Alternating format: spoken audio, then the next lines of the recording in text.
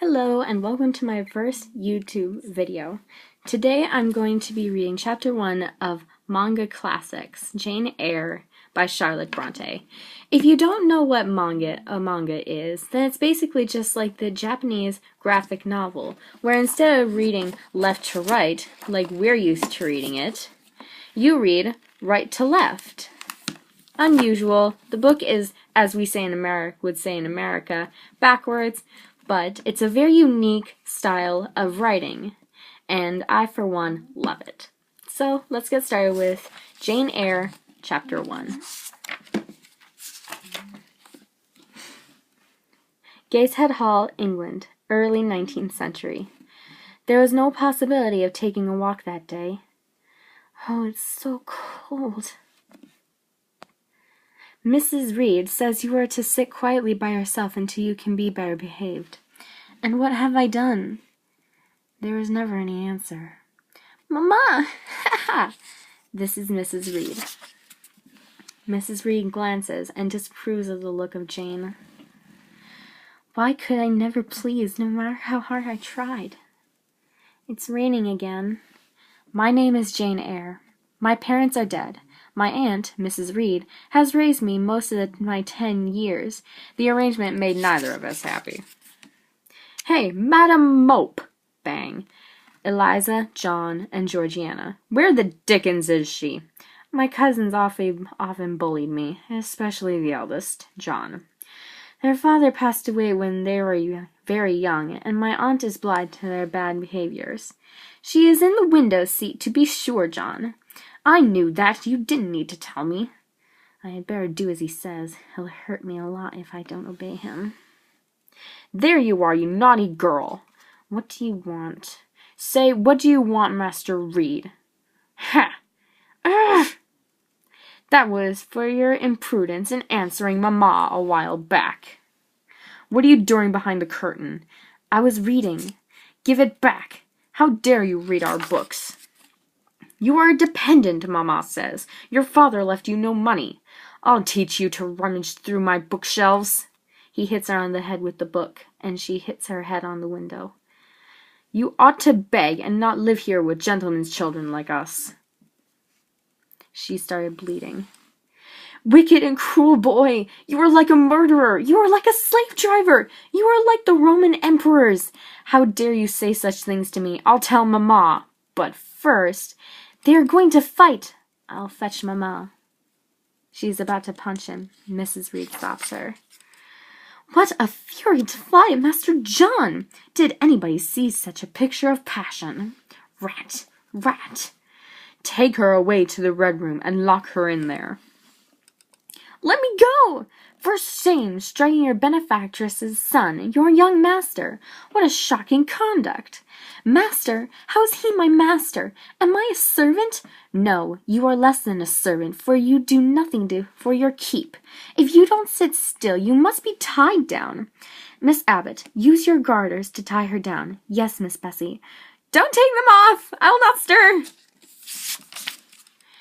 Even though you are being brought up with the Mrs. Reed and Master Reed, you ought not to think yourself on equality with them. Be aware that you are under obligations to Mrs. Reed. If she were to turn you out, you would have to go to the poorhouse. What we tell you is for your own good. If you are useful and pleasant, then perhaps you would have a home here. Come, Bessie, we will leave her. This is so unfair. No one cares that John hit me first. He is forgiven and I am punished. Why am I always suffering? Mr. Reed passed away in this very room 9 years ago. If my uncle was still alive, he would have treated me kindly. What is that light? Heart beating. Is it a ghost? I don't want to scream because my voice will break glass. Miss Eyre, what a dreadful noise! Let me out! A ghost is coming!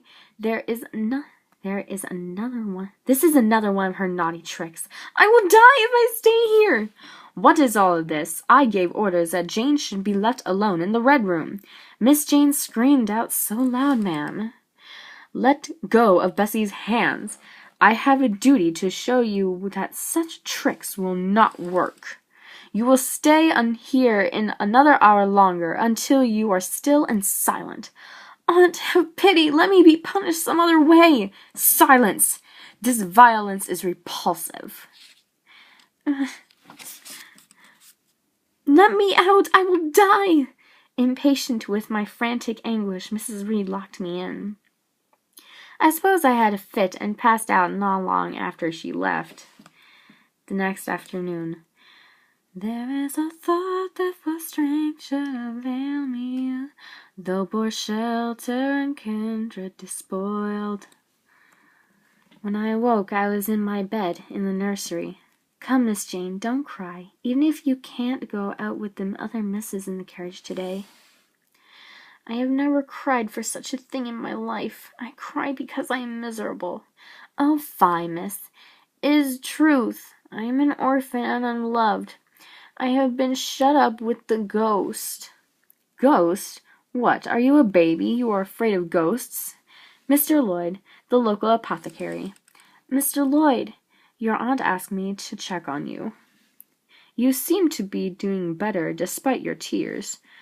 What made you ill yesterday? Mr. Reed died in that room, and I saw his ghost. It was cruel to shut me up in there. I shall never forget. Nonsense! Is that what makes you so miserable? Miss Eyre! No, but night will come again. Besides, I am unhappy. Very unhappy. Does she have any reason to feel this way? Well, that day I first learned of my full story of my origins. My father was a poor clergyman, my mother a lady from a wealthy family. My mother's family and friends objected to the match, feeling it was beneath her. She married anyway, and my grandfather Reed was so irritated by her disobedience that he cut her off without a shilling. The year after their marriage, my father caught typhus fever while visiting the poor.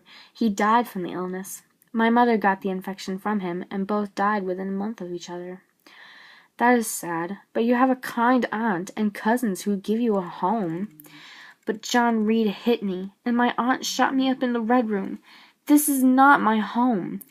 Well, do you want to leave here? Leave? Cat. No. Sorry, my cat almost interrupted me. Okay, she did, but anyways. Would you like to go to school? Yes, I should indeed like to go to school.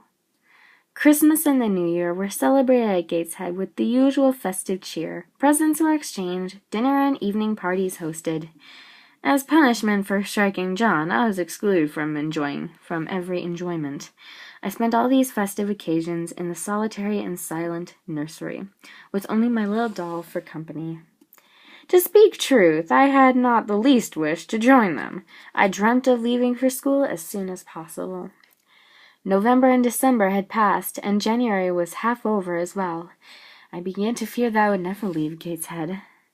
Go in quickly, you are wanted. Who could want me? Mr. Brocklehurst, this is the little girl mentioned in my letter to you. She is 10 years old. She is small for her age. Little girl, what is your name? Jane Eyre, sir. Are you a good child? It is useless to say yes, for no one else will believe me. No sight is so sad as that of a naughty child. Do you know where the wicked go after death? They go to hell. And what is hell? A pit full of fire? And should you like to fall into that pit, and to be burning there forever? No, sir. What must you do to avoid it? I must keep in good health and not die.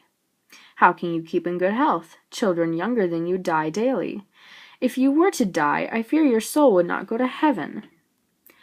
I believe I mentioned in my letter that this little girl has not quite the character and disposition I should wish. Her worst fault is a tendency to deceit.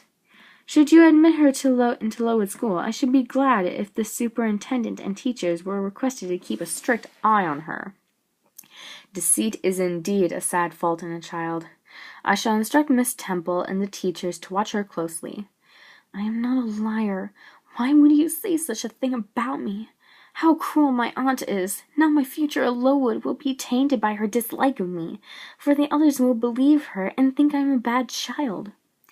I wish for her to be brought up in a manner suiting her prospects, to be made useful and humble. Lowood will make her so. I will send her then as soon as possible. I am grateful to be relieved of that which was becoming irksome. No doubt, madam. Goodbye.